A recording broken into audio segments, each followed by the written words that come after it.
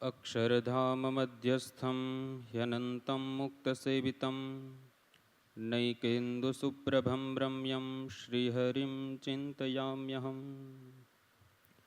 સચ્ચિદાનંદરૂપાય વિશ્વોત્પત્યાદિહેતવે તાપત્રય વિનાશાય શ્રીકૃષ્ણાય વયમ નુમઃ. ભવાની શંકરૌ વંદે શ્રદ્ધા વિશ્વાસરૂપિણૌ યાભ્યામ વિના ન પશ્યન્તિ સિદ્ધા સ્વાંતસ્થમીશ્વરમ. ઈષ્ટદેવ પરમ કૃપાળુ પરમાત્મા ભગવાન શ્રી સ્વામિનારાયણ તેમજ જેમની પ્રેરણા, જેમના આશીર્વાદ સદૈવને માટે આપણા સૌ કોઈ ઉપર છે એવા ગુરુકુળ પરિવારના ગુરુસ્થાને બિરાજમાન પરમ પૂજ્ય ગુરુવર્ય શાસ્ત્રી સ્વામી શ્રી માધવપ્રિયદાસજી સ્વામીને મનોમન યાદ કરી તેમના ચરણોમાં વંદન કરીએ. જેમનું માર્ગદર્શન આપણને સતત પ્રોત્સાહન પૂરું પાડે છે એવા પરમ પૂજ્ય પુરાણી સ્વામી શ્રી બાલકૃષ્ણદાસજી સ્વામીના શ્રી ચરણોમાં પણ મનોમન નતમસ્તક થઈએ. જેમની કથાથી અનેક યુવાનો એ સન્માર્ગે વળ્યા છે એવા પરમ પૂજ્ય પુરાણી શ્રી હરિસ્વરૂપદાસજી સ્વામીના ચરણોમાં પણ વંદન કરીએ. અહીંયા સભામાં ઉપસ્થિત બ્રહ્મનિષ્ઠ સંતો, ભગતજી અને તમામ શિબિરાર્થી ભાઈઓ બહેનો સૌ કોઈને હેતપૂર્વક જય સ્વામિનારાયણ. યુવા શિબિર, કાલે રાત્રે સ્વામીજીએ ખૂબ સુંદર વાત કરી. યુવાન કેવો હોય, યુવાનમાં કેવા ગુણ હોય, કેને યુવાન કહી શકાય, યુવાનની વ્યાખ્યા ખૂબ સુંદર કરી સ્વામીએ. પણ એ યુવાન અવસ્થા જ્યારે પૂર્ણ થાય, યુવાન અવસ્થા જ્યારે એમાં પ્રવેશ કરે ત્યારે સૌ પ્રથમ એનું પહેલું સોપાન હોય તો એ ગૃહસ્થાશ્રમમાં પ્રવેશ. 4 આશ્રમની આપણા શાસ્ત્રમાં વાત કરેલી છે. એ 4 આશ્રમમાં દ્વિતીય આશ્રમ એટલે કે ગૃહસ્થાશ્રમ.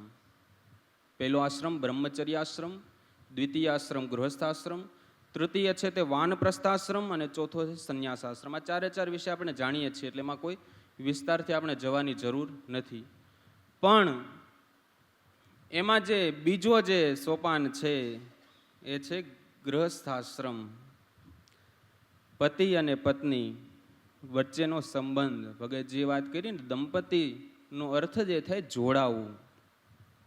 તે જે બંને વ્યક્તિ જે જોડાયેલા છે, પતિ અને પત્ની, એ બંનેનું જીવન કેવો હોવું જોઈએ એની વાત, એટલે કે દાંપત્ય જીવનની વાત. બીજી વાત કરી કે દિવ્ય, દિવ્ય એટલે કે પ્રકાશ. પ્રકાશ એટલે કે આમ તેજ ને એવું એ વાત નથી, પરંતુ દાંપત્ય જીવનમાં પ્રકાશ એટલે શું કે જેનાથી બીજા લોકો પ્રેરણા લે. બીજા લોકો જોવે પતિ પત્નીને ત્યારે એમાંથી કંઈક પ્રેરણા લે કે આપણે પણ આના જેવું જીવન જીવીએ તો આપણે પણ સુખ અને શાંતિથી જીવન પસાર કરીએ. એને કહેવાય દિવ્ય દાંપત્ય જીવન. અને દાંપત્ય જીવન કેવું હોવું જોઈએ એના વિશે સ્વામીજીએ પણ સત્સંગી જીવનની કથામાં ખૂબ સુંદર એક સ્વામીજીએ આપણને પ્રેરણા આપતું એક વિષય પ્રતિપાદન કર્યો છે, જેનો એક વિડીયો છે. એ પહેલાં આપણે સ્વામીજીના મુખેથી શ્રવણ કરી અને ત્યારબાદ હું મારો વિષય પ્રસ્તુત કરું. જો સાચો સ્નેહ હોય ને એમાં ડિમાન્ડ ન હોય, એમાં સપ્લાય જ હોય. સમજાય છે મારી વાત? સાચો સ્નેહ હોય તો બીજાને આપવાનું જ હોય, સામેથી અપેક્ષા ન હોય. જ્યાં ગણતરી છે ત્યાં પ્રેમ થોડો હોય, તો બિઝનેસ થયો. ઘર છે ને બિઝનેસથી ના ચાલે. વેપારમાં લાગણીશીલ ન થવાય અને ઘરમાં વેપારી ન થવો. તો આજે મનની અંદર જે સ્વાર્થ ભર્યો છે એ દુર્બલા. કળિયુગના માણસો આવા છે. મહારાજ કે છે મનથી દુબળા છે, સ્વાર્થથી ભરેલા છે, અસહિષ્ણુ છે, સમર્પણ કરી શકતા. કળિયુગની પ્રજા મનથી દુર્બળ છે, સ્વાર્થી છે, અસહનશીલ છે, સમજણનો અભાવ છે, સ્નેહનો અભાવ છે. એટલે સહનશીલતા અને સમર્પણ બે. સ્વામીજીએ એક નાના એવા 58 સેકન્ડમાં આપણને ઘણું બધું કહી દીધું. કે ગૃહસ્થાશ્રમ હોય જ્યાં સ્નેહ હોય, જ્યાં પ્રેમ હોય, ત્યાં ડિમાન્ડ નહીં, સપ્લાય હોય. ત્યાં આપણી ડિમાન્ડ ના હોય, ત્યાં કંઈક આપવાનું હોય, સપ્લાય હોય.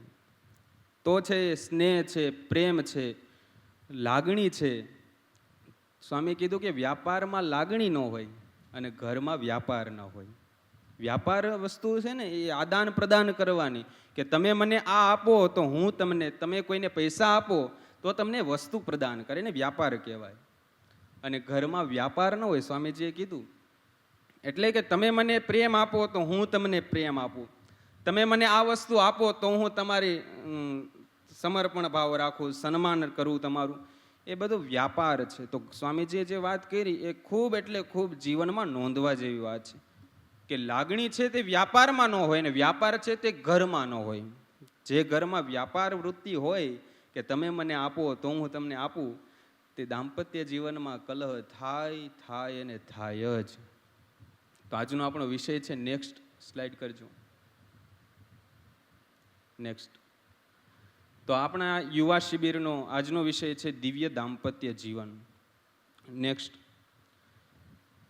એ દિવ્ય દાંપત્ય જીવનના મેં 8 સોપાનો મારા સંશોધન અનુસાર મેં નક્કી કર્યા છે. આજનો આપણે દિવ્ય દાંપત્ય જીવનનો જે વિષય છે એ કોઈ ખાલી આમ વાત કરી દઈએ અને બીજાને જોઈ અને કહી દઈએ એટલું નહીં. આજે આપણે ભાગવતજીના આધારે આપણા જે શાસ્ત્ર છે એ શાસ્ત્રને ખોલીએ, વાંચીએ ને તો ખ્યાલ આવે. પણ આપણે શું કરીએ, શાસ્ત્રને માત્ર કથામાં જઈએ, સાંભળીએ. બ્રહ્મલીન ડોંગરેજી મહારાજ એવું કહેતા કે કથામાં તો આવીને બધા બેસે પણ કથા કોઈનામાં નથી બેસતી. કથામાં આવીને બધા બેસે પણ કથા કોઈનામાં નથી બેસતી. આપણે બધું સાંભળીએ, શાસ્ત્ર વાંચી ન શકીએ, ભણ્યા ન હોય તો સાંભળીએ, પરંતુ એ સાંભળ્યા પછી શું કરીએ, એ તરત જ ભૂલી જઈએ અથવા તો જતું કરી દઈએ. અથવા તો શું કરીએ કે આ વિષય છે આના યોગ્ય છે, આપણે યોગ્ય નથી. આ કથા તો સુખદેવજી મહારાજે પરીક્ષિત રાજાને સંભળાવી છે, પરીક્ષિત રાજા માટે છે. તો એવા શ્રીમદ ભાગવતજીના શાસ્ત્રને મત સિદ્ધાંત લઈ શાસ્ત્ર આપણને ક્યાં મદદરૂપ થાય.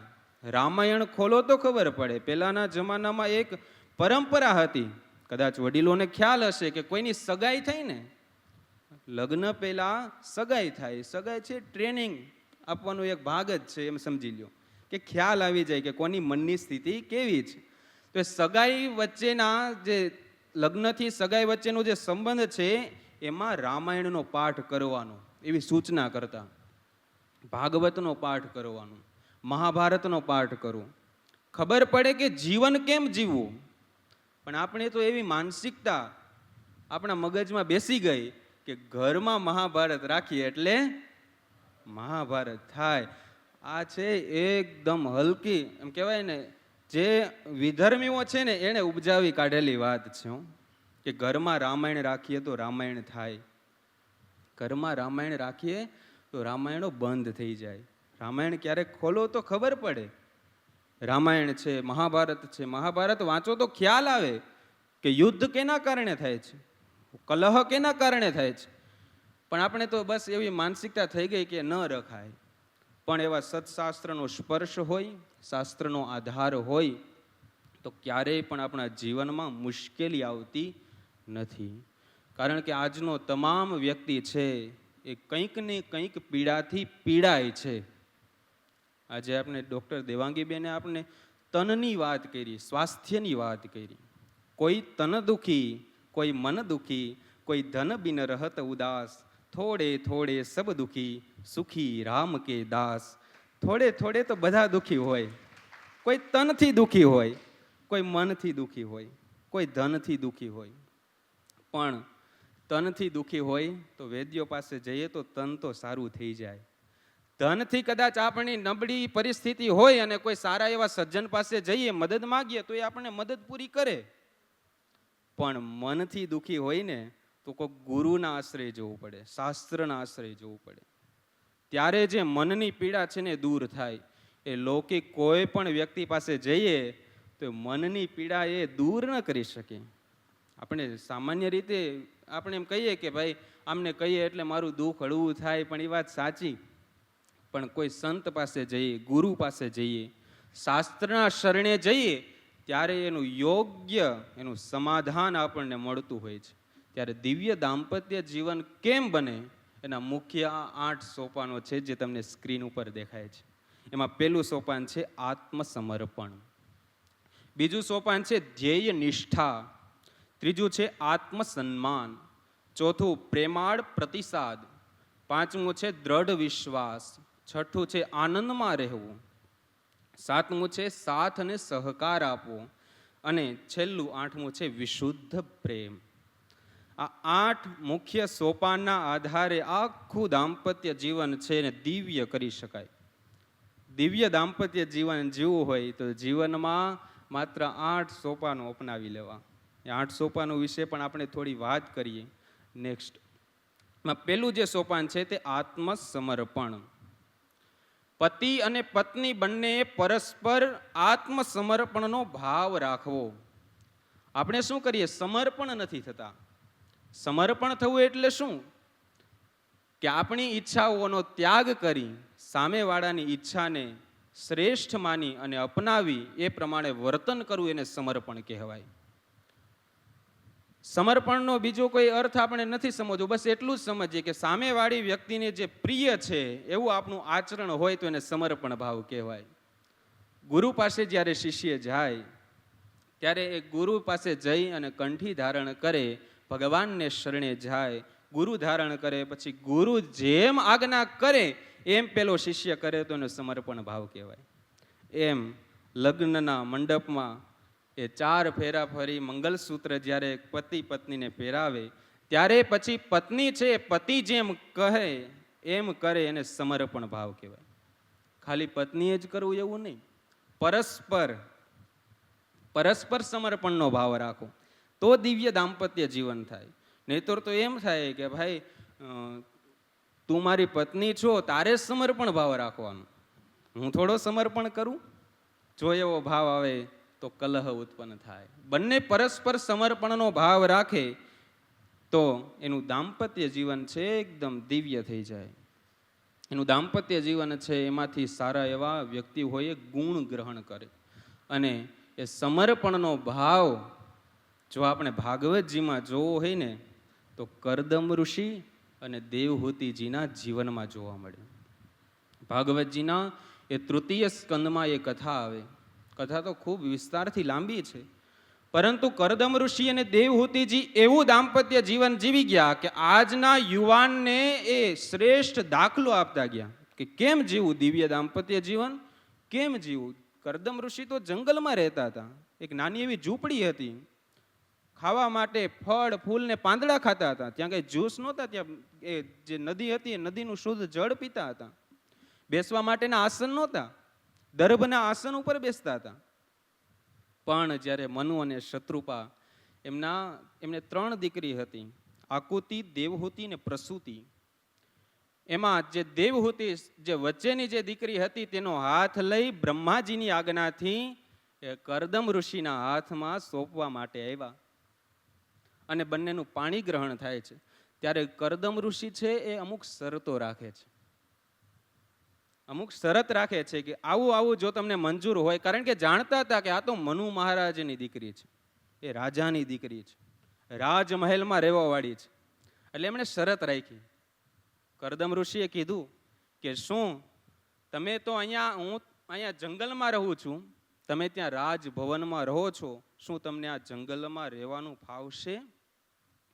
પણ પિતાની આજ્ઞા હતી, પિતા માતા અને પિતાને બંનેની ઈચ્છા હતી. એટલા માટે દેવહૂતિએ નક્કી કર્યું કે મારા માતા અને પિતા જે નિર્ણય લે મારા માટે શ્રેષ્ઠ જ હોય. હંમેશા દીકરીએ એવો ભાવ રાખો કે માતા પિતા જે મારા માટે નિર્ણય લે એ સર્વશ્રેષ્ઠ જ હોય. એટલે એમણે કીધું કે હા, હું જંગલમાં રહીશ તમારી સાથે. કરદમ ઋષિએ બીજી શરત મૂકી કે તમે ત્યાં મખમલના ગાદી તકિયા ઉપર સુવાવાળા, અહીંયા તો સુવા માટેના આસન નથી. તમે એમાં ફાવશે? તમને દર્ભના એ સૈયા ઉપર સૂવું ફાવશે? તો કે હા. ત્રીજી શરત રાખી કે ત્યાં તો તમને જમવા માટેના અનેક પાક પકવાન મળે છે, 56 ભોગ કદાચ મળે છે, પણ અહીંયા તો એ પાંદડા ને ફળ ખાવા પડશે. દેવહૂતિજીએ કીધું કે હા, મને સ્વીકાર છે. ચોથી શરત રાખી કે ત્યાં તો તમે આ વસ્ત્ર આભૂષણ અલંકાર ધારણ કરી અને શણગાર ધારણ કરી નવા નવા દરરોજ વસ્ત્ર પરિધાન કરો છો, ધારણ કરો છો, પણ અહીંયા તો તમારે બધું જ ત્યાગ કરીને વલ્કલ વસ્ત્ર ધારણ કરવા પડશે. શું તમને ફાવશે? ત્યારે પણ દેવહૂતિજીએ કીધું કે હા. આજના એ સ્ત્રી અને પુરુષે એટલું વિચારવાનું કે શું આજની કોઈ સ્ત્રી હોય તો એ આમાં હા પાડે ખરી? ખૂબ અમીર હોય અને કોઈ ગરીબના ઘરે એમના વિવાહ કરવાના હોય, આપણે શું કરીએ છીએ? પૈસા જોઈએ, એની સગવડો જોઈએ, પરંતુ એ વ્યક્તિનું જીવન, એનું આચરણ, એના સંસ્કાર, એનો વિવેક, એનો સદાચાર એ આપણે જોતા નથી. પણ ખરેખર અગત્યની વસ્તુ શું છે? એ બધી છે. પૈસા છે તો ગૌણ છે. પણ દેવહૂતિજીએ વિચાર્યું કે ભલે આની પાસે કંઈ નથી, પણ એની પાસે ભગવાનનું ભજન છે, એની પાસે સંતોષ છે, અને સંતોષ હોય ને એ જ વ્યક્તિ સૌથી અમીરમાં અમીર વ્યક્તિ છે. શંકરાચાર્યજીએ પણ પ્રશ્નોત્તરીમાં એ જ કીધું કે કોવા દરિદ્ર, કે સૌથી દરિદ્રમાં દરિદ્ર કોણ? ઉત્તર આપ્યો કે યસ્ય વિશાળ તૃષ્ણા, કે જેની તૃષ્ણા વિશાળ છે એ સૌથી દરિદ્ર છે. આ લઈ લેવું, આ લઈ લેવું, આ લઈ લેવું, સૌથી દરિદ્રમાં દરિદ્ર વ્યક્તિ છે. ત્યારે દેવહૂતિજી એક ગુણ જોયો, સદગુણ જોયો કે આમનામાં સંતોષ છે, એનું જીવન છે સદાચારમય છે, એણે તપશ્ચર્યા કરી છે.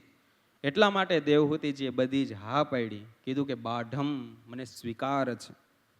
ત્યારે પછી અંતે કરદમ ઋષિ કહે છે કે હજુ પણ મારી એક શરત છે, જ્યારે આપણા ઘરે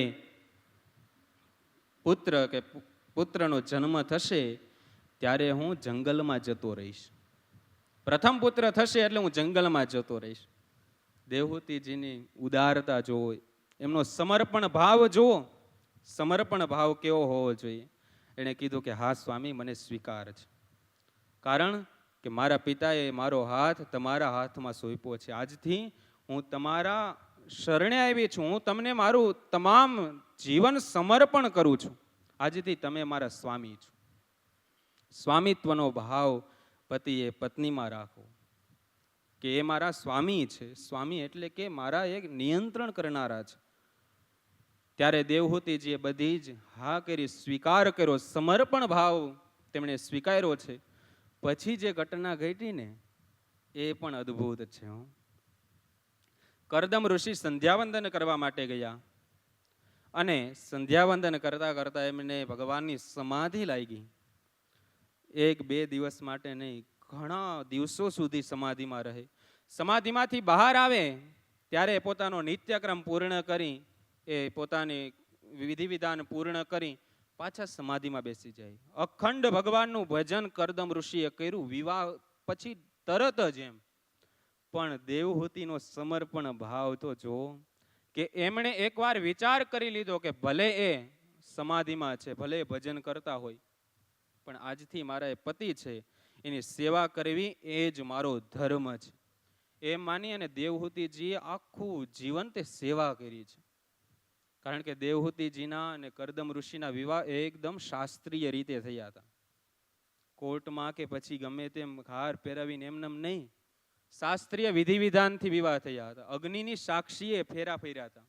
સપ્તપદી શ્રવણ કરી હતી. પણ આજે તો આપણે છે ને, સપ્તપદી તો કોઈને આમાં લગ્ન થયા છે એને ખબર નહીં હોય કે ભૂદેવે સપ્તપદીમાં શું કીધું હતું.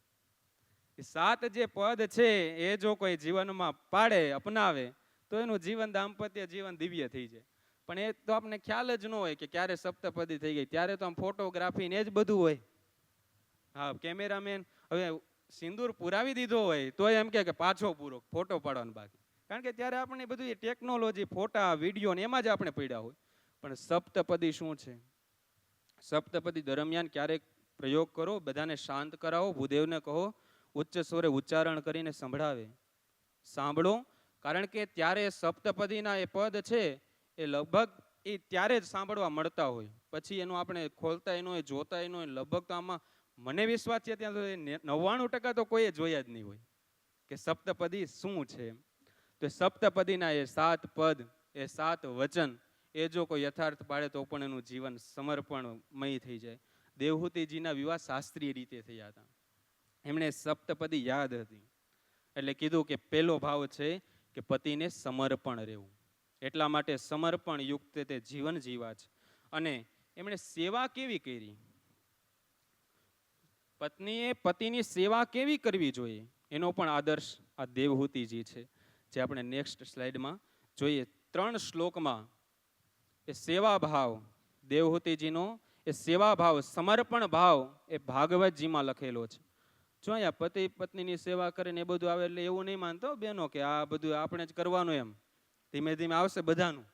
હા, એટલે તમે એમ ન થઈ જાય કે આ તો આપણી ઉપર જ બધું આજે ટાર્ગેટ લાગે, એટલે બધાનું આવશે. આમાં સમર્પણ પરસ્પર રાખવાનું છે. કેવી સેવા કરી?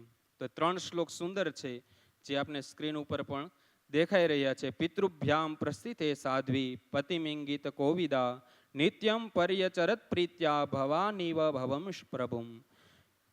3 શ્લોક છે, એમાંથી આપણે અમુક, કારણ કે સમયને સાથ આપી, સમયને માન આપી, અને આપણે અમુક એમાંથી જે ગુણ છે, જે પરસ્પર શીખવા યોગ્ય છે, જે આપણા જીવનમાં દિવ્ય દાંપત્ય જીવનને ઉપયોગી છે, તેવા જે આપણે અમુક જે મુદ્દાઓ છે તે આપણે આગળની સ્લાઇડમાં જોઈશું.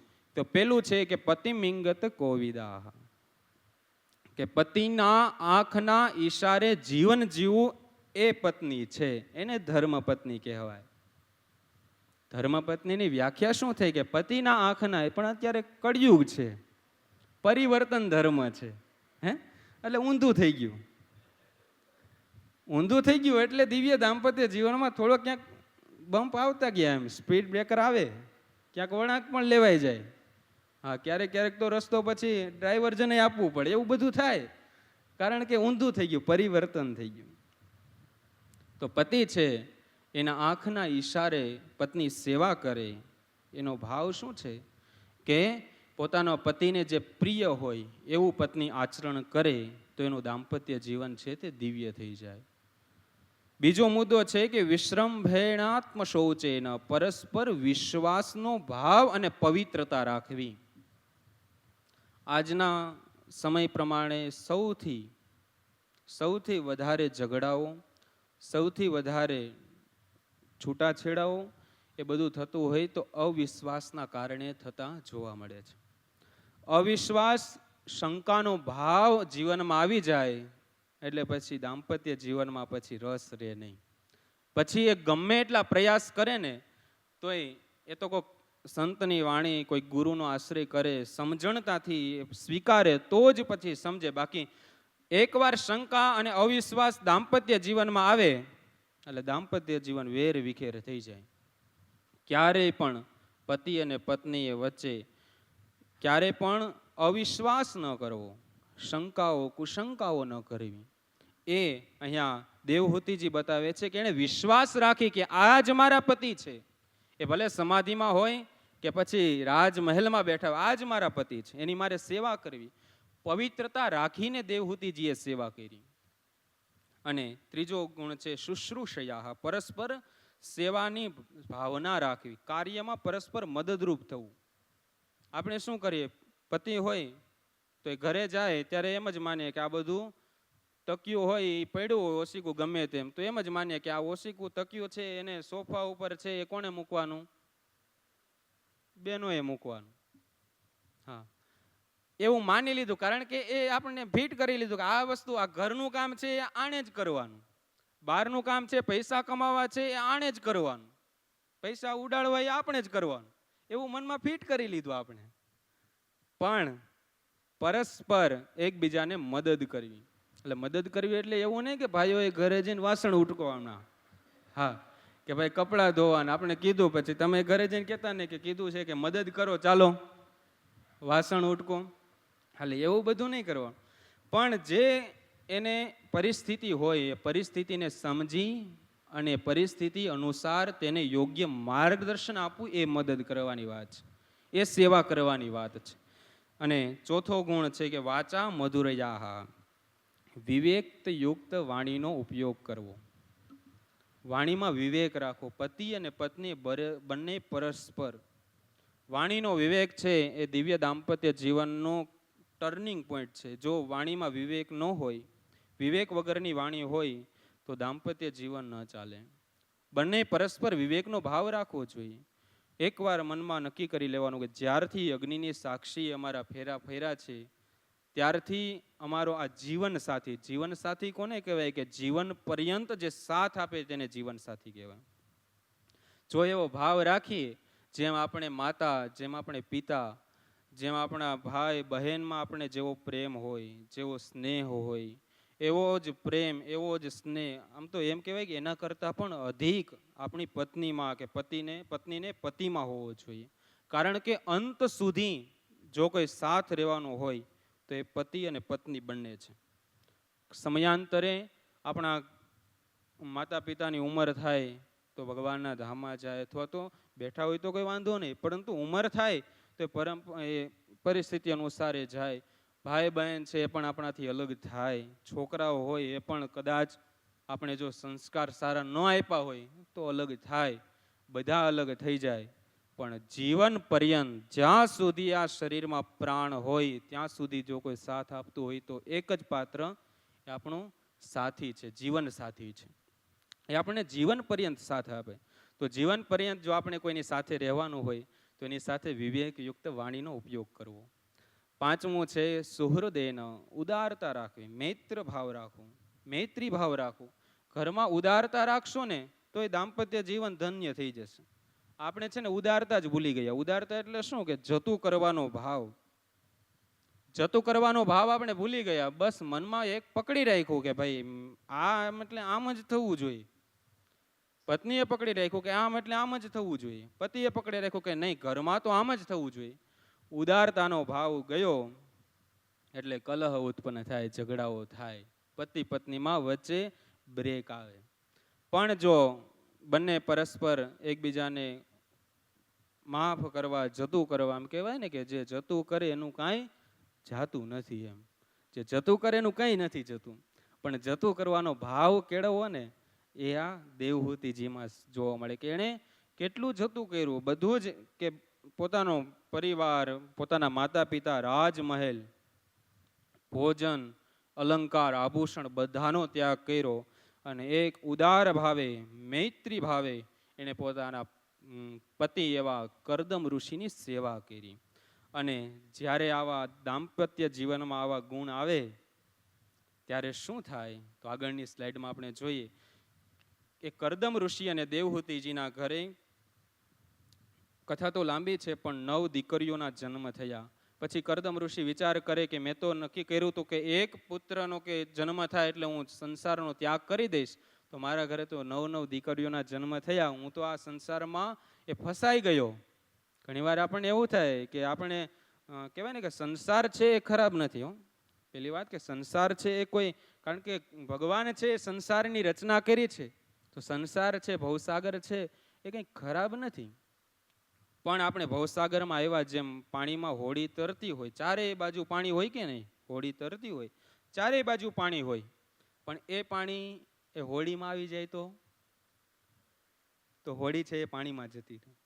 એમ આપણે બધા જ ભવસાગરમાં તરીએ છીએ, પણ જો એમાં આપણામાં કંઈક એવા દુર્ગુણો રૂપી છિદ્ર થઈ ગયા હોય તો એના દ્વારા ભવસાગર છે, સંસાર જો આપણા ભીતરમાં ઘૂસી જાય, કારણ શરીરમાં પેસી જાય, તો પછી આપણે પણ ભવસાગરમાં ડૂબી જઈએ, આસક્ત થઈ જઈએ.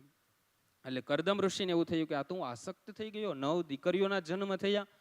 પછી એમણે દેવહૂતિજીને કીધું કે હવે તમે આજ્ઞા કરો તો હું સંન્યાસ ધારણ કરું. ત્યારે દેવહૂતિજીએ કીધું કે ના, આ તો દીકરીઓ છે, એના તો જ્યારે વિવાહ થશે ત્યારે એના ઘરે જતી રહેશે, એના પતિના ઘરે જશે. તો હવે મારી સેવા કે મારો સાથ સહકાર કોણ આપશે? તમે મને એક શ્રેષ્ઠ પુત્ર આપો, મારી એક શ્રેષ્ઠ પુત્રની ઈચ્છા છે. અને ત્યારે કરદમ ઋષિને પણ યાદ આવ્યું કે ભગવાને એમને પ્રગટ થઈ, પ્રસન્ન થઈ અને આશીર્વાદ આપેલા કે હું તમારા ઘરે પુત્ર બનીને આવીશ. અને ત્યારે કરદમ ઋષિ અને દેવહૂતિના ઘરે સાક્ષાત ભગવાન નારાયણ તે કપિલ સ્વરૂપે પ્રગટ થયા છે. જીવનમાં જ્યારે આવા દિવ્ય ગુણો હોય ત્યારે 9 જે દીકરીઓ હતી તેને શાસ્ત્રમાં ટીકાકારોએ નવધા ભક્તિ કીધી છે. જ્યારે દિવ્ય દાંપત્ય જીવનમાં આવા સદગુણો હોય ત્યારે ભગવાનની ભક્તિ ઉદય થાય, નવધા ભક્તિ જાગૃત થાય. અને જ્યારે એ દિવ્ય ગુણ જ્યારે વધી જાય, જ્યારે દિવ્ય ગુણમાં આપણને શ્રદ્ધા થઈ જાય, દાંપત્ય જીવનમાં એ ભક્તિ જ્યારે જાગૃત થાય, ભક્તિ જ્યારે ઉદય થાય, દાંપત્ય જીવનમાં ભક્તિ હોય તો ભગવાન છે સાક્ષાત આપણા ઘરે પધારે. આપણને સારા પુત્રની ઈચ્છા હોય, પણ સારા પુત્ર માટે શું આપણે એવા સારા વિચારો રાખીએ છીએ? સદવિચાર હોય તો જ સદપુત્રનો જન્મ થાય. ભાગવતજીના મહાત્મ્યમાં કથા આવે કે ઋષિએ ફળ આપ્યું આત્મદેવને કે જાઓ તમારી પત્નીને ખવડાવજો અને એમને 5 નિયમ પાળવાના કહેજો. આ 5 નિયમો છે એ સત્પુત્રની પ્રાપ્તિ માટેના શ્રેષ્ઠ છે, આદર્શ છે. જેને સત્પુત્ર જોતો હોય, સત્પુત્ર જેને પ્રાપ્તિ કરવી હોય એને 5 નિયમ પાળવા. એ 5 નિયમ ક્યાં ક્યાં? તો કહે છે કે સત્યમ, શૌચમ, દયા, દાનમ, એક ભક્તમ તું ભોજનમ, કે એને સત્યનું પાલન કરવું, પવિત્રતા રાખવી, સત્યમ, શૌચમ, દયા કરવી, દાન કરવું અને એક સમય ભોજન કરવું. 5 નિયમ જે પાળે તેના ઘરે સારા એવા સંતતિ પુત્રની પ્રાપ્તિ થાય. અહીંયા કરદમ ઋષિ અને દેવહૂતિજીનું જીવન એટલું ધન્ય હતું કે જેના ઘરે સાક્ષાત નારાયણ પણ અવતાર ધારણ કરવાનું વિચારે. તો આપણે કેમ એવું જીવન, દાંપત્ય જીવનને દિવ્ય ન કરીએ? આપણે પણ જો જીવનમાં એ સમર્પણનો ભાવ રાખીએ તો આપણા ઘરે પણ એવા સંતાનોની પ્રાપ્તિ થાય કે જેનામાં સારા સંસ્કાર હોય. તો આ પહેલું સોપાન છે કે બંને પરસ્પર સમર્પણ ભાવ રાખો. બીજું સોપાન છે ધ્યેય નિષ્ઠા. દાંપત્ય જીવનને દિવ્ય કરવાનો એક ધ્યેય હોવો જોઈએ કે પહેલા તો જે ઝઘડાઓ થતા હોય એને દૂર કરવા છે એવો મનમાં વિચાર હોવો જોઈએ કે ભાઈ જે પ્રોબ્લેમ થાય છે ને સોલ્વ કરવા, સોલ્યુશન મેળવવું. પણ આપણને એ વિચારવું જ ન હોય અને પછી જો એના વિશે કંઈ સંશોધન જ ન કરીએ, સમાધાન જ ન કરીએ તો ક્યારે એ ઝઘડાઓ છે ઓછા થાય નહીં, એ વધતા જાય. એટલે બંને એક ધ્યેય નક્કી કરવો કે મારો જે ગૃહસ્થ આશ્રમ છે તેને દિવ્ય કેમ કરવું, આયોજનપૂર્વક જીવન જીવવું. આયોજનપૂર્વક જીવન જીવવું એટલે કે આપણે અત્યારે કઈ સ્થિતિમાં છીએ, આગળ કઈ સ્થિતિમાં જઈએ, કેટલો ઘરમાં ખર્ચ કરવો, એમાં બધું જ આવી જાય. જીવન છે આયોજનપૂર્વક જીવે તો દાંપત્ય જીવન છે એ નિર્વિઘ્નતાથી સમાપન પૂર્ણ થઈ શકે. ગૃહસ્થાશ્રમ છે તેને ધન્ય કરવાનો પણ એક ધ્યેય રાખવો. ગૃહસ્થાશ્રમ ધન્ય એટલે શું?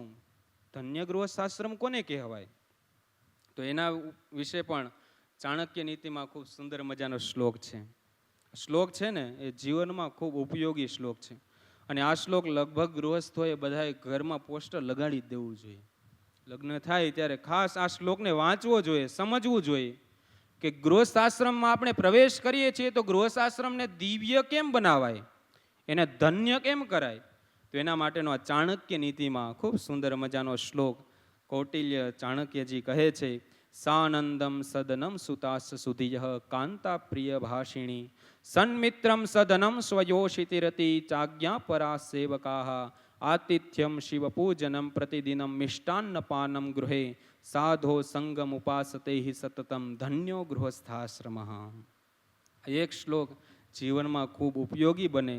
એનો ભાવાર્થ આપણે જોઈએ તો એનો ભાવાર્થ ખૂબ સરળ છે કે ઘરમાં આનંદ હોય, પુત્ર બુદ્ધિમાન હોય, પત્ની મીઠું બોલનારી હોય, સારા મિત્ર હોય, ઘરમાં ધર્મ કાર્ય થઈ શકે તેવું ધન હોય, પતિ પત્ની વચ્ચે પ્રેમ હોય, સેવકો હોય તે આજ્ઞાને અનુસરનારા હોય, જ્યાં અતિથિનો સત્કાર થતો હોય, ભગવાનની જ્યાં નિત્ય પૂજા થતી હોય, રોજ સારા સારા સ્વાદિષ્ટ ભોજન બનતા હોય ને ભગવાનને ધરાવાતા હોય, અને જે ઘરમાં સત્પુરુષોની પધરામણીઓ થતી હોય, સત્સંગ થતો હોય, તે ગૃહસ્થાશ્રમ ધન્ય છે. ગૃહસ્થાશ્રમ ધન્ય માટે એક જ શ્લોક, દિવ્ય દાંપત્ય જીવનનું ઉદાહરણ. એ દિવ્ય દાંપત્ય જીવનના આટલા પાસાઓ છે. જો આટલામાંથી આપણે જેટલા પણ રાઈટ કરી શકીએ વધારે, એટલું આપણું જીવન, દાંપત્ય જીવન વધારે દિવ્ય થાય. ઘરમાં આનંદનું વાતાવરણ રાખવું.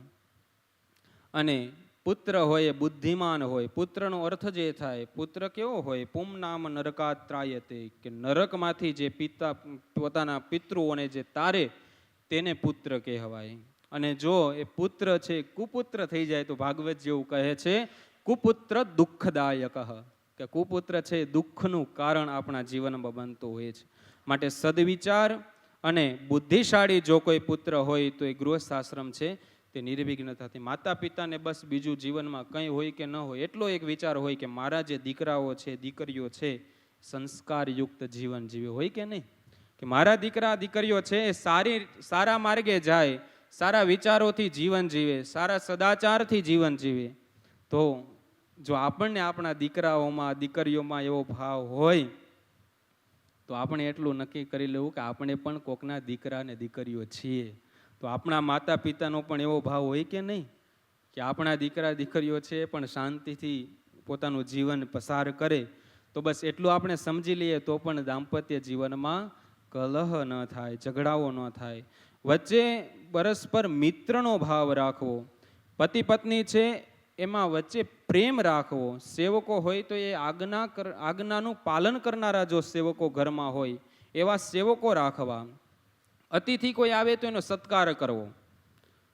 અતિથિ આવે તો ડાયરેક્ટ આપણે હોટલમાં લઈ જવાય એમ નહીં, પહેલાં તો અતિથિ સત્કાર ઘરમાં કરવો. અત્યારની સિસ્ટમ પ્રમાણે આપણે પણ અતિથિને એવું જ જોતું હોય, હા કે બહાર લઈ જાય એમ, અને એ શનિ રવિમાં જ આવે કારણ કે એની રજા હોય એટલે અતિથિને એવું જોતું હોય. પણ ખરેખર હાલો એ તો જવા દો, પણ ઘરે જ્યારે અતિથિ આવે ત્યારે ઘરનું વાતાવરણ દિવ્ય રાખવું, ઘરમાં સ્વચ્છતા રાખવી, ઘરમાં પવિત્રતા રાખવી, ઘરમાં શાંતિ રાખવી.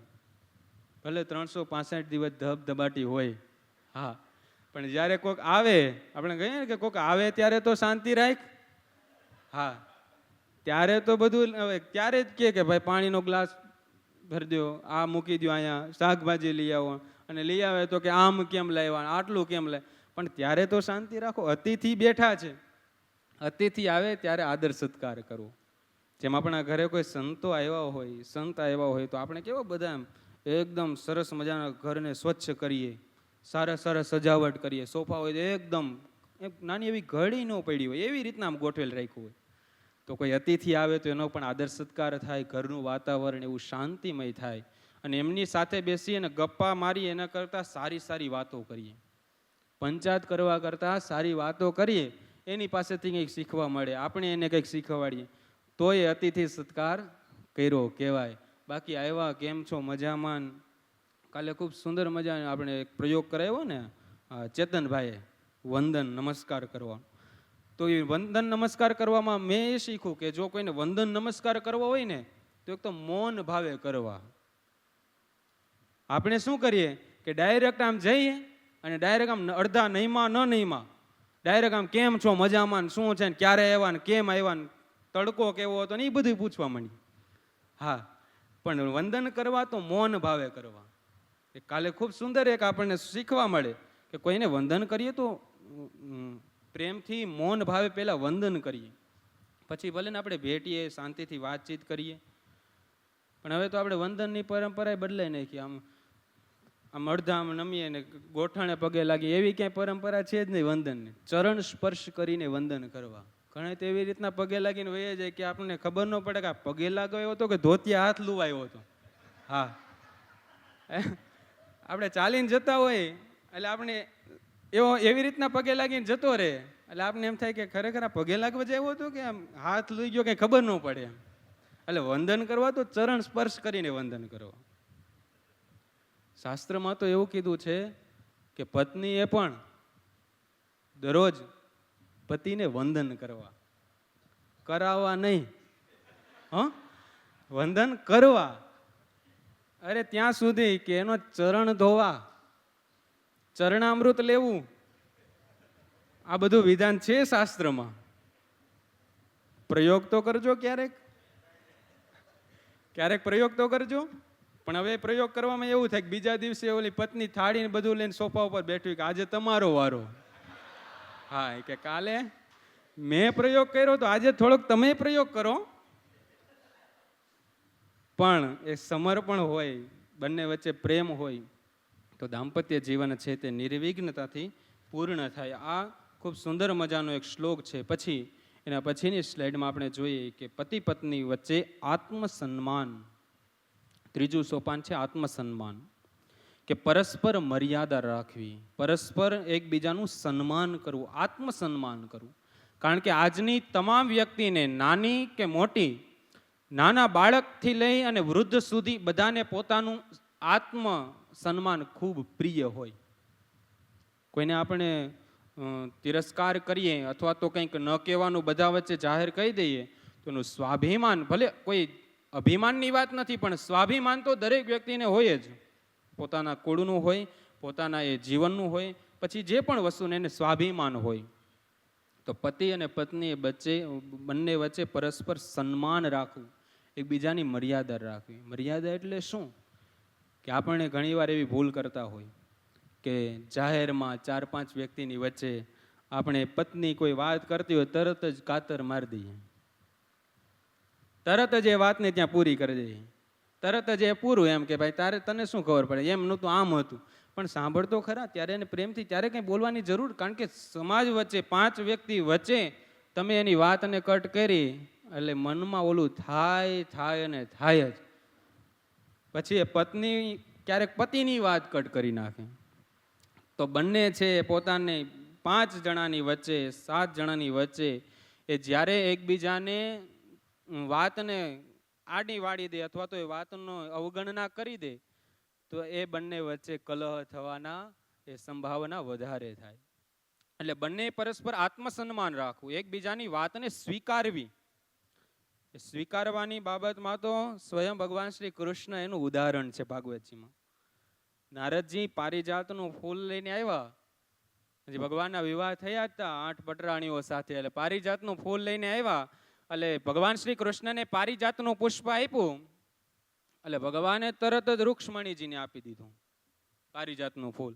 હવે હતી 8 પટરાણીઓ ભગવાનને, સત્યભામાજી હતા, ભદ્રા હતા, એવા 8 પટરાણીઓ હતા, જામવંતીજી હતા, સત્યવતી. તો એ 8 ને નહીં પણ રૂક્ષ્મણીજીને એ પુષ્પ આપ્યું એટલે ઈર્ષાનો ભાવ તો હોય જ. એટલે તરત જ ભગવાનને કીધું સત્યભામાજીએ કે હે પ્રભુ, હે સ્વામી, તમને પારિજાતનું ફૂલ આપ્યું તો તમે એ રૂક્ષ્મણીજીને જ કેમ આપ્યું, અમને કેમ ન આપ્યું? અમારો શું વાંક? અમે શું કઈ ભૂલ કરી? ભગવાન વિચાર કરે કે નારદજી એક ફૂલ આપીને તો વયા ગયા, પણ આ તો ઘરે તો રામાયણ થઈ ગઈ. સત્યભામાજીને ભગવાને એ વાતને, જો સત્યભામાજીને કંઈ પણ ન કીધું પણ એની વાતને સ્વીકારી લીધી. કારણ કે એની વાત એ સાચી હતી ને. આમ જોવા જઈએ તો વાત સાચી છે, એનું સમાધાન કદાચ કરે ભગવાન તો ભગવાનને ખ્યાલ હતી કે એ સ્ત્રી છે ને, સ્ત્રીની લાગણી એ પુરુષ ન સમજી શકે. એટલે કદાચ હું એની એ સમાધાન પ્રશ્નનું કરીશ તો એને યથાર્થ એનું સમાધાન નહીં જ થાય. એટલે ભગવાન ડાયરેક્ટ દેવાંગીબેને કીધું ને કે પુરુષો પ્રેક્ટિકલ હોય. તરત જ ભગવાને કીધું, દારૂકને કીધું ચાલો રથ જોડો. અને રથ લઈ સાથે સત્યભામાજીને લીધા કે ચાલો એક ફૂલ નહીં, તમારે જેટલા ફૂલ જોતા હોય એટલા લઈ લેજો. એટલે સત્યભામાને લઈ અને સ્વર્ગમાં લઈ ગયા. વચ્ચે ભૌમાસુરની કથા આવે છે ત્યારે ભગવાન છે ભૌમાસુરના બંધનમાંથી 16,100 જે સ્ત્રીઓને એમણે બંધનમાં બાંધેલી હતી તેનાથી મુક્ત કરી અને ભગવાને 16,100 વિવાહ કર્યા. એ કથા પણ ત્યાં આવે. તો ભગવાને સત્યભામાજીની જે વાત હતી એને સ્વીકારી. તો ક્યારેક એ પત્ની છે એ પોતાની ડિમાન્ડ કે પોતાની એક વાત, સારી વાત હોય, આપણને ખરેખર ખબર હોય, ઘણીવાર એવું થાય કે આપણને ખબર જ હોય એ સાચું જ છે, પણ હવે આપણે પાછું જ ન વળવું હોય કે ભાઈ એમ નહીં, આ તો આમ જ થશે, એ વસ્તુ નહીં આવે, આટલી જ વસ્તુ આવશે. પણ ક્યારેક પતિ અને પત્ની વચ્ચે એક આત્મસન્માન કે 4-5 વ્યક્તિ સામે એક તો મર્યાદા રાખવી. પોતાનું ભલે અંગત જીવન હોય એમાં પછી તે બંને મિત્ર ભાવે રહેતા હોય, પણ જ્યારે લોકો વચ્ચે હોય ત્યારે તો એકબીજા પ્રત્યે મર્યાદાનો ભાવ રાખવો, એકબીજાને માનથી સન્માનથી બોલાવવા, તુકારે ન બોલાવવા, જેમ તેમ ન બોલાવવા, રાડો પાડીને ન બોલાવવા. કૂતરાને ભગાડતો એમ બોલાવે, અહીંયા આવો તો એટલે આપણે એમ થાય શું થયું એમ. એટલે માન સન્માનથી બોલાવવા, મર્યાદા રાખવી. જેના જીવનમાં મર્યાદા હોય એનું દાંપત્ય જીવન દિવ્ય થઈ જાય. આ 8 સોપાન છે, કદાચ 8 સોપાન તમે અનુસરી ન શકો તો જીવનમાં એકાદું સોપાન અપનાવજો. એટલે પ્રયોગ તો કરજો કે ખ્યાલ આવે. ચોથું જે એનું સોપાન છે એ ચોથું સોપાન છે પ્રેમાળ પ્રતિસાદ. પ્રેમાળ પ્રતિસાદ એટલે કે સત્ય અને પ્રિય ઉત્તર આપો. ઘણીવાર શું થાય કે આપણને કંઈક પ્રશ્ન કરે ને એટલે આપણે કામમાં હોય અથવા તો ઘણી બધી માથાકૂટ હોય. ઓફિસ સ્વામીજીએ વાત કરી ને આગળ કે ભાઈ વેપાર છે એ ઘરમાં ન આવવો જોઈએ, એ વાત અહીંયા ક્લિક થાય કે આ ઘણીવાર આપણે કામ કરીને આવ્યા હોય તો પછી આપણે ઓફિસનું ને ઓલું જે ટેન્શન હોય એ પછી ઘરમાં એવી રીતના રાખીએ. પ્રશ્ન પૂછ્યો નથી ને તરત જ શું આવતા હોય પ્રશ્ન ને આમ ને તેમ ને બધું બોલવા માંડીએ તો પછી એ ગૃહસ્થાશ્રમમાં દિવ્યતા ન આવે. પેલા સાંભળી અને સારો એવો પ્રતિસાદ આપો, સારો ઉત્તર આપો અને સાચો ઉત્તર આપો. સારું આપો એટલું જ નહીં, સાચો ઉત્તર આપો. ઘણીવાર આપણે સારું લગાડવા કહી દઈએ કે હા હા આમ આમ, પણ સાચું ન હોય. સાચું તો બોલવું, પણ સારું બોલવું ને સાચું બોલવું. અહિત થાય તેવું ન બોલવું કે પછી આપણે બોલી દઈએ, કહી દઈએ એને કે હા એને કોઈ પ્રશ્ન પૂછ્યો હોય કોઈ વ્યક્તિ, પતિ પત્ની પરસ્પર ગમે એને, અને ગમે એ ઉત્તર આપી દઈએ અને એ ઉત્તરમાં કદાચ એનું અહિત હોય તો એ અહિત થાય એવું પણ એને ઉત્તર ન આપો. એટલા માટે પ્રેમાળ પ્રતિસાદ આપો. વિચારી પ્રેમથી એને સારો એવો ભાવ, બદલો લેવાનો ભાવ પતિ પત્નીમાં ન રાખો. હા કે ભાઈ કાલે તે મને ખારું ખવડાવી દીધું તું, શાક કે દાળ કે, તો આજે હું તને આમ કરીશ. આજે હું તને પછી જવાનું હોય દવાખાને કે ક્યાંક તો તડકામાં લઈ જાય. હા કે તને અનુભવ થાય તડકો શું હોય, નોકરી કેમ કરાય, ઘરની બહાર નીકળ તો ખબર પડે એમ. હા અહીં તું ઘરે બેઠી બેઠી ઓર્ડર કર તો તને કેમ ખબર પડે, ઘરની બહાર હાલ તડકામાં લઈ જાય. તો બદલો લેવાનો ભાવ પતિ પત્નીમાં ક્યારેય ન રાખો. દિવ્ય દાંપત્ય જીવન કરવું હોય તો બદલો લેવાનો ભાવ પણ ન રાખવો અને સત્ય બોલવું. સત્ય કેવું હોય તો એના પણ શાસ્ત્રમાં આગળ કીધું છે કે સત્ય કેવું હોવું જોઈએ. સત્યમ બ્રુયાત પ્રિયમ બ્રુયાત ન બ્રુયાત સત્યમ અપ્રિયમ પ્રિયમ ચ નાનૃતમ બ્રુયાત એષ ધર્મ સનાતન. સત્ય કેવું હોવું જોઈએ તો સત્ય બોલવું અને પ્રિય બોલવું. સાંભળજો તો જ સમજાશે, નહીતર શું કીધું કઈ ખ્યાલ નહીં આવે. સત્ય બોલવું અને પ્રિય બોલવું, પણ અપ્રિય ન બોલવું અને અપ્રિય સત્ય ન બોલવું અને પ્રિય અસત્ય ન બોલવું. સમજાણું? હે? અપ્રિય સત્ય ન બોલવું અને પ્રિય સત્ય ન બોલવું. વાંચી લ્યો એટલે તમને થોડુંક ખ્યાલ આવે, પછી એના ઉપર હું વાત કરું. હંમેશા કોઈ પણ ઉત્તર આપણી પાસે માગે અથવા તો કંઈ પણ પૂછે તો એનો સાચો ઉત્તર આપો અને એને ગમે તેવો ઉત્તર આપો. એને પ્રિય હોય એવું બોલવું અને સાચું બોલવું. આ બંને જો પાસાઓ એક થતા હોય ને એવો ઉત્તર આપો. મુખ્ય વાત છે સાચું હોવું જોઈએ અને સામેવાળી વ્યક્તિને પ્રિય પણ હોવું જોઈએ. એ બંને સોપાનો, બંને પાસાઓને ભેગા કરી અને ઉત્તર હોય તો એ ઉત્તર સાચો છે. તો એવું સત્ય બોલવું. પણ ઘણીવાર શું થાય કે એનું અપ્રિય થવાનું હોય અને હોય સાચું. આપણે સાચો ઉત્તર આપીએ અને કદાચ એનું અપ્રિય થાય તો એવું સત્ય પણ ન બોલવું કે જેનાથી સામેવાળા પતિ પત્ની વચ્ચે અપ્રિય થાય, વાતાવરણમાં વિખાઈ જાય, વાતાવરણ એનું ડોળાઈ જાય. એવું સત્ય પણ ન બોલવું જો અપ્રિય હોય તો. પણ પ્રિય પણ બોલવું, પણ જો અસત્ય હોય પણ સાચું હિતકારી હોય તો એવું પ્રિય એ બોલવું. એટલે પ્રિય બોલવું, સત્ય બોલવું એ જીવનનો સાર છે. ઘણીવાર શું થાય, આપણે ખોટે ખોટી પ્રશંસા કરીએ, ખોટા ખોટા વખાણ કરીએ. આ શ્લોકનો સામાન્ય અર્થ એવો કોઈ ખોટા કોઈના વખાણ ન કરે. જેવું હોય એવું સાચું અને પ્રિય કહી દેવું. ખોટે ખોટા વખાણ ન કહેવાય. નકર કથા આવે, સંતો અને દ્રષ્ટાંતો આપતા હોય કે ઊંટના વિવાહ હતા, એમાં ગધેડાઓને ગાવા માટે બોલાવ્યા. ઉષ્ટ્રાણામ વિવાહેશુ ગીતમ ગાયંતી ગર્ધભાહ પરસ્પરમ પ્રશંસંતિ અહો રૂપમ અહો ધ્વનિ. હા, ગધેડાને એ ગાવા માટે બોલાવ્યા. એટલે ઊંટને એમ થયું કે આ ગધેડા છે તો આપણો માહોલ આખો બગાડી નાખશે. એટલે એને એમ થયું કે થોડાક એના વખાણ કરું તો કંઈક સારું કંઈક ગાય એમ. એટલે એને ઊંટે વખાણ કર્યા. ઊંટ તો કેવો હોય, એના લગ્ન હતા, એમાં ગધેડા ગાવા વાળા. એટલે ઊંટે કીધું કે અહો ધ્વનિ, અહો ધ્વનિ. કે વાહ વાહ વાહ વાહ, શું તમારો કંઠ છે એ કે. પણ સામે ગધેડાને ખબર પડી ગઈ કે આ તો ખોટા વખાણ છે. એટલે ગધેડાના સ્વરૂપને જોઈને કીધું ઓહો અહો રૂપમ, અહો રૂપમ, કે તમારું રૂપ તો જોવો એમ. એટલે પરસ્પર ખોટા વખાણ કર્યા. પતિ પત્નીએ પરસ્પર એવા ખોટા વખાણ ન કરવા કે આ શું રસોઈ, ક્યારે કહી દેવું કે ભાઈ આમાં નહીતર દરરોજ એવી જ આવે. હા, દરરોજ નહીતર એવી જ આવે. એટલે ક્યારેક ધીમેથી પ્રેમથી કહી દેવું કે આ વખતે આમ છે આમ છે. પ્રેમથી પ્રેમાળ પ્રતિસાદ રાખી અને પરસ્પર મીઠો એ સાચો ઉત્તર આપવો. એવું કરવાથી પતિ પત્ની વચ્ચેનું જીવન છે એ દિવ્ય બનતું હોય છે. ત્યાર પછી 5મું સોપાન છે દ્રઢ વિશ્વાસ.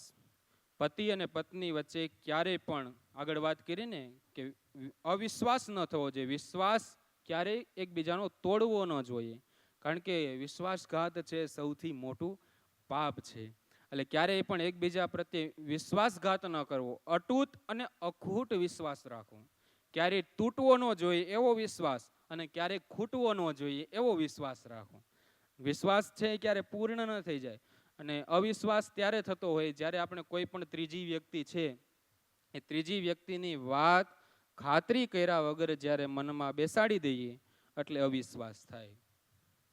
જેની આપણને કંઈ ખ્યાલ નથી, જે વિષય ઉપર આપણે જાણતા નથી, અને એ વિષય ઉપર જો બહારની કોઈ વ્યક્તિ 10, 15, 20 વર્ષથી આપણે દાંપત્ય જીવનમાં હોય અને ઓલી 20 મિનિટ માટે બેસવા આવેલી વ્યક્તિ જો એ ગમે તેવી વાત કરી લે અને ખાતરી કર્યા વગર માની લે એટલે 10 કે 15 કે 20 વર્ષનો ગૃહસ્થાશ્રમ છે ને એમાં કલહ ત્યાં ઉત્પન્ન થાય. ત્રીજા વ્યક્તિની તમે વાત માનો, ખાતરી કર્યા વગરની વાત માનો, પહેલા પ્રેમથી પૂછો. જો ન હોય તો તરત જ એ સેકન્ડે વાતને ક્લોઝ કરી બંધ કરી દો, ફાઇલને બંધ કરી દેવાની. પછી એના ઉપર તમે વધારે એને સંશોધન કરો ને ઓલું કરો તો પછી અવિશ્વાસનો ભાવ આવે, શંકા કુશંકાઓ થાય, તો પતિ પત્નીમાં બંનેમાં કલહ ઝઘડાઓ ઉત્પન્ન થાય.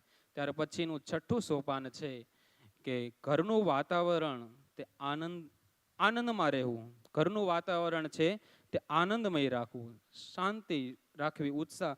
અમારે અહીં ફોટા જો લગાડવા હતા ને બધા, એટલે અમે બધા સંશોધન કરતા હતા. એટલે મને પૂછ્યું કે તમારા વિષયમાં દિવ્ય દાંપત્ય જીવનમાં ફોટો કયો રાખવો? મેં કીધું પતિ અને પત્ની આમ શાંતિથી બેઠા હોય ને મોજથી, કઈ બોલ્યા વગર આમ પ્રસન્ન મુદ્રામાં, એવો ફોટો ગયો પણ મળ્યો જ નહીં.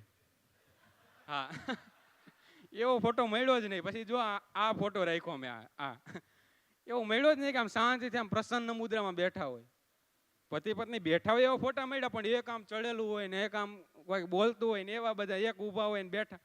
એટલે આમ શાંતિથી આનંદમય વાતાવરણ ઘરમાં રાખવું. જો દાંપત્ય જીવનને દિવ્ય કરવું હોય તો પરસ્પર મીઠો સંવાદ કરવો. આપણે ગંભીર થઈ અને હંમેશા આપણે જે બિઝનેસ કે જે પણ કરતા હોય એ ગંભીરતાપૂર્વક જ પછી ઘરમાં રહીએ તો પછી ઘર ન ચાલે. ઘરમાં સરળ થઈ જવું, એકદમ સરળ થઈ જાવ એટલે દાંપત્ય જીવન છે, ઘરનું વાતાવરણ તે આનંદમય. પરસ્પર ક્યારેક મસ્કરીનો ભાવ રાખવો, મસ્કરી કરવી, હાસ્ય કરવું. પછી આમ એમનેમ જ ફેરા રાખીએ કે ભાઈ આમ બીજાના ઘરે જતા રહ્યા હોય કે આ દુશ્મન થઈ ગયા હોય, એવી રીતના ફેરા રાખીએ તો એવી રીતના ગૃહસ્થાશ્રમ ન ચાલે. પરસ્પર એક સ્નેહનો ભાવ, હાસ્ય, ક્યારેક મશ્કરીઓ કરો. અને શુક્રાચાર્યજીએ તો શુક્ર નીતિમાં એમ કીધું છે કે પતિ પત્ની વચ્ચે ક્યારેક મજાક મસ્કરી કરવા માટે, પરિહાસ કરવા માટે ખોટું બોલવું પડે તો એ ખોટું બોલવું એ પાપ નથી. હા, પરસ્પર મસ્કરી માટે, હસી મજાક કરવા માટે ખોટું બોલવું તે પાપ નથી. તો ક્યારેક પરસ્પર મસ્કરીનો ભાવ. ભગવાન શ્રી કૃષ્ણ વિચાર કરો, કેટલી રાણીઓ હતી એને? 16,108. કલ્પના બહારનો વિષય છે ને, પણ હતી, શાસ્ત્રમાં છે એનું પ્રમાણ. પણ એનું વાતાવરણ જો દ્વારિકામાં એકદમ શાંતિ હતી, બધા પ્રસન્ન હતા, આખી દ્વારિકા નગરી પ્રસન્ન હતી. એટલે નારદજીને એમ થયું કે આવું કઈ હોય ખરું એમ? આટલી શાંતિ ભગવાન શ્રી કૃષ્ણના નામ હોય ખરું એમ? એટલે દેવર્ષિ નારદજી જ્યારે દિનચર્યા ભગવાનની જોવા ગયા તો દેવર્ષિ નારદજીએ એવું આશ્ચર્ય જોયું કે દરેક રાણીઓના મહેલમાં ભગવાન શ્રી કૃષ્ણના દર્શન થયા. દરેક રાણીઓ છે આનંદમાં હતી. ભગવાન શ્રી કૃષ્ણ વર્ષો પછી એ રાણીને મહેલમાં આવે એને મળવા માટે, પણ એવા મળે, ભગવાન એવો એને પ્રેમ આપે કે વર્ષો સુધી એ પ્રેમને વાગોળીને આનંદમાં રહે. ઘરનું વાતાવરણ જ ભગવાન એવું ક્રિએટ કરી દે કે એ રાણી છે, પટરાણી છે, એને આનંદ જ હોય, એને એમ થાય કૃષ્ણ અમારી સાથે જ છે. એમ જ્યારે પત્નીને એમ થઈ જાય કે મારા પતિદેવ છે, મારી સાથે જ છે, જ્યારે પતિને એમ થઈ જાય કે અમારા ધર્મપત્ની છે એ અમારી સાથે જ છે, ત્યારે એ ઘરનું વાતાવરણ આનંદમય જાય. ભગવાન શ્રી કૃષ્ણને થયું કે ભાઈ આટલી બધી રાણીઓ છે ને ક્યાંય ઓલું થોડું થયું નહીં, ઝઘડાઓ ન થયા, કાંઈ એવું કાંઈ ન થયું. એટલે ભગવાને એકવાર રૂકમણીજીની મશ્કરી કરી.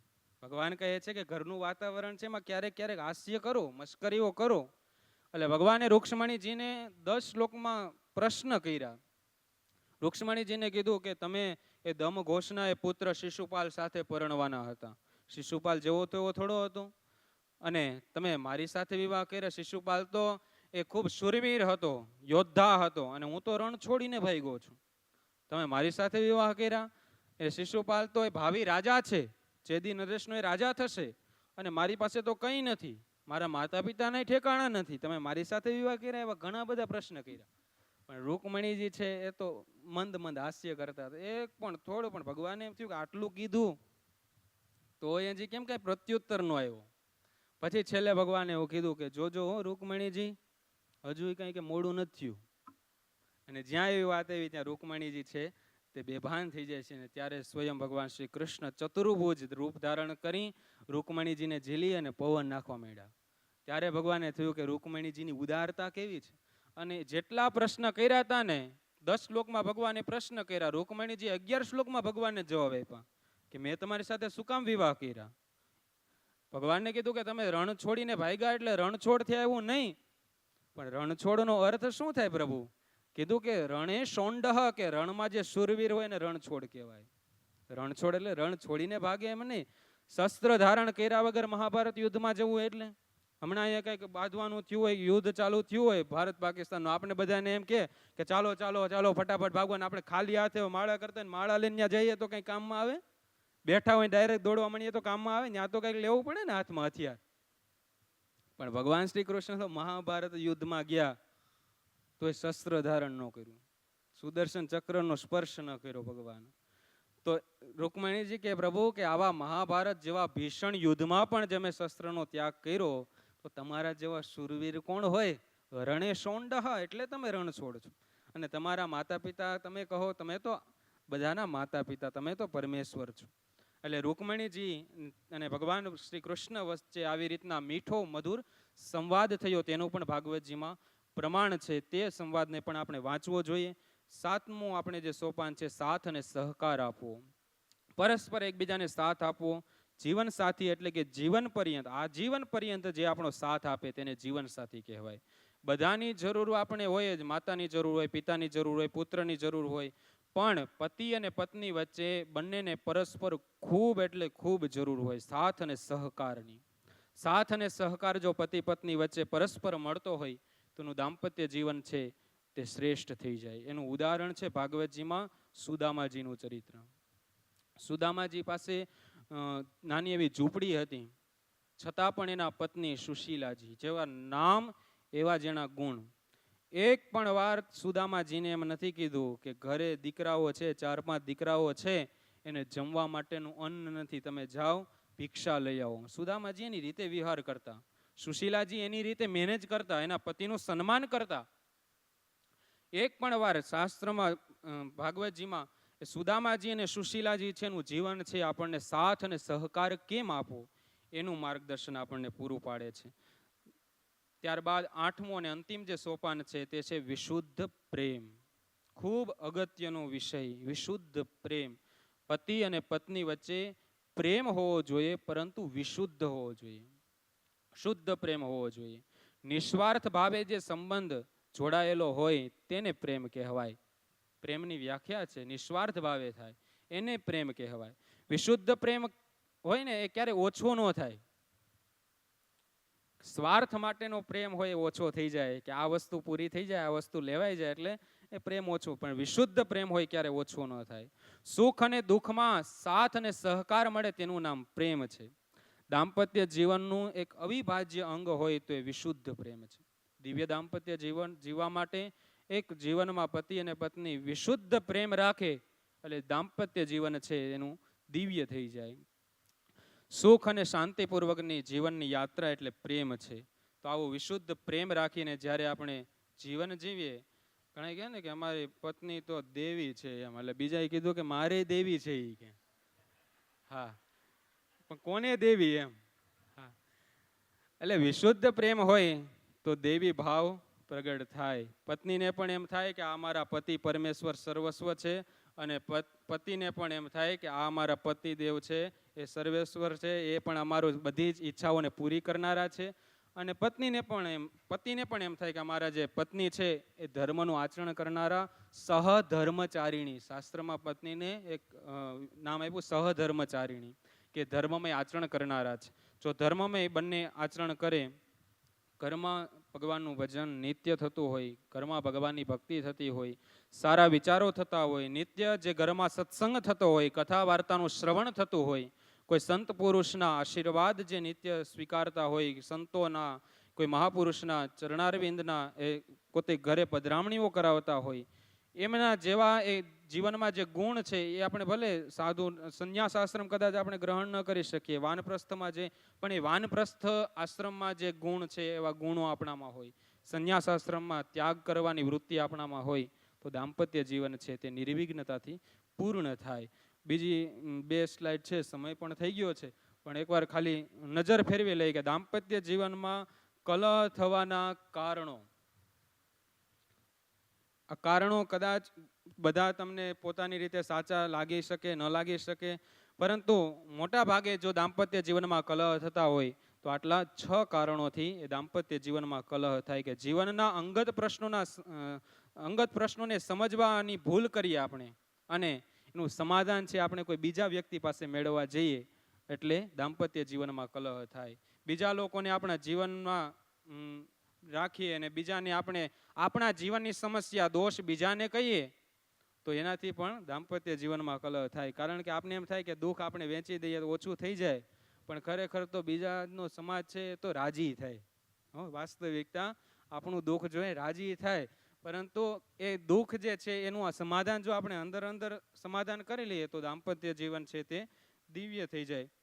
આવા 6 ગુણ છે. અને ત્યાર પછીની એક છેલ્લી સ્લાઇડ છે કે ભાઈ શાંતિપૂર્વક પસાર કરવું હોય દાંપત્ય જીવન, તો આવડા આ જે 7 ગુણ છે એને કોઈ અપનાવી લે, દાંપત્ય જીવન છે શાંતિપૂર્વક, પરસ્પર એકબીજાની મુશ્કેલીમાં પૂરતો સમય આપવો અને પ્રેમ આપવો, જીવનમાં દરેક સ્થિતિમાં હંમેશા એકબીજાની મદદ કરવી, પતિ પત્ની એકબીજાની પરિસ્થિતિને ખાસ સમજવી, પતિ પત્નીએ કોઈ ત્રીજી વ્યક્તિને ક્યારેય વચ્ચે ના લાવવી જોઈએ. પોતાના અંગત જીવનમાં ક્યારેય પણ એકબીજાની અંગત પર્સનલ જે વાતો હોય, એના જે ઊભા થયેલા પ્રશ્નો હોય એનું સમાધાન પરસ્પર પતિ પત્નીએ કરવું જોઈએ. હંમેશા દરેક સ્થિતિમાં એકબીજા પ્રત્યે વિશ્વાસ રાખવો અને આજીવન પર્યંત મુશ્કેલી સમયે એકબીજાને સાથ આપવો. જો આટલી વાત આપણે જીવનમાં ઉતારી લઈએ તો આપણું દાંપત્ય જીવન છે એ દાંપત્ય જીવન નિર્વિઘ્નતાથી પૂર્ણ થાય અને દિવ્યતા એમાં આવે. પણ જો આપણે આ વાત ન સ્વીકારીએ, પરસ્પર પ્રેમ ન રાખીએ, તો દાંપત્ય જીવનમાં કલહ થાય ને થાય. ક્યારે પણ એક મુખ્ય કે ક્યારે પણ શંકાનો ભાવ ન રાખવો, ક્યારે પણ એકબીજાનો વિશ્વાસ ન તોડવો, ક્યારે પણ ત્રીજી વ્યક્તિને પોતાના પર્સનલ લાઈફમાં ઇન્વોલ્વ ન કરવી, અને હંમેશા એકબીજાએ જતું કરવું. આટલા જો અમુક આપણે ગુણ અપનાવી લઈએ તો દાંપત્ય જીવન છે દિવ્ય થઈ જાય. એક વાત તો હવે એક લગ્ન થાય એટલે નક્કી થઈ જાય કે ભાઈ હવે જીવન સાથી આ જ છે, આની સાથે જીવવાનું છે. જો એટલું નક્કી થઈ ગયું હોય તો કદાચ એમાં ગુણ દોષ હોય તો એ સુધારવા, એકબીજાએ પરસ્પર સમજવા, તો સમજીને જીવીએ તો એ જીવનનો આનંદ આવે. નહીતર જીવન છે કંટાળાથી પસાર થાય, ઝઘડાઓથી પસાર થાય. તો એમ કહેવાય છે શાસ્ત્રમાં કે જેના ઘરે શાંતિ હોય ને એના ઘરે ભગવાન પ્રગટ થાય. આપણે કોના ઘરે જઈએ જ્યાં સ્વચ્છ હોય, આટલી સુંદર મજાનું આંગણ છે, સ્વર્ગ જેવું, અક્ષરધામ જેવું, તો આપણે રહેવાનો આનંદ આવે કે 5 દિવસ ને 10 દિવસ રોકાવાનું થાય તો આપણે કંઈ વાંધો નથી, અને મફતમાં હોય તો કાંઈ વાંધો નથી એમ. હા, આટલી સુંદર વ્યવસ્થા સ્વચ્છતા છે તો કાંઈ વાંધો નથી. તો આપણે જે આવી સુંદરતા ગમતી હોય તો પરમાત્માને પણ આપણા હૃદયની શુદ્ધતા પસંદ છે. એમાં કામ, ક્રોધ, લોભ, મોહ, માયા, મત્સર આદિ જે મલિનતા છે ત્યાગ થઈ જાય, હૃદય વિશુદ્ધ થઈ જાય, એટલે પરમાત્મા આપણા હૃદયમાં પ્રગટ થઈ જાય. બસ દાંપત્ય જીવનને સાર્થક કરી પતિ પત્ની બંને ધર્મમય આચરણ કરીએ અને આપણા હૃદયમાં પણ ભગવાનની એ અખૂટ ભક્તિ અહૈતુકી ભક્તિ આપણા જીવનમાં પણ ભગવાનની એવી ભક્તિ ઉત્પન્ન થાય, પ્રગટ થાય, એવા દિવ્ય ભાવ સાથે મારી વાણીરૂપી પુષ્પને ઠાકોરજીના શ્રી ચરણમાં અર્પણ કરું છું. જય સ્વામિનારાયણ.